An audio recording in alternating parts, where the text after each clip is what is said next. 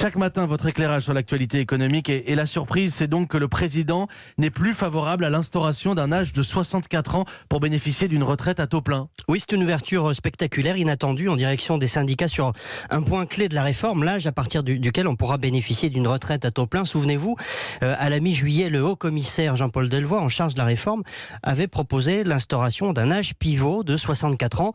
On aurait conservé l'âge légal de 62 ans pour partir à la retraite, mais avec une décote de 5% sur le montant des pensions pour ceux partant avant 64 ans et puis une surcote pour ceux partant après. Pour les syndicats, ce système revenait de facto à relever l'âge de la retraite à 64 ans. Et au final, donc, le président ouvre une autre piste, Nicolas. Oui, en fait, il est davantage favorable à une autre idée qui n'avait d'ailleurs pas été écartée par Jean-Paul Delevoye, celle de se mettre d'accord entre syndicats et patronat, plutôt que sur un âge pivot, eh bien sur une durée de cotisation plus longue. Argument avancé par Emmanuel Macron, ceux qui ont commencé à travailler plus tard du fait de leurs études partiront plus tard et les autres plus tôt. Ce faisant, le chef de l'État ouvre le jeu pour les négociations qui commencent début septembre avec les partenaires sociaux.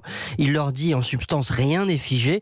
Aujourd'hui, la durée de cotisation est de 43 ans. On peut décider de l'augmenter plutôt que de fixer un âge de retraite plus élevé.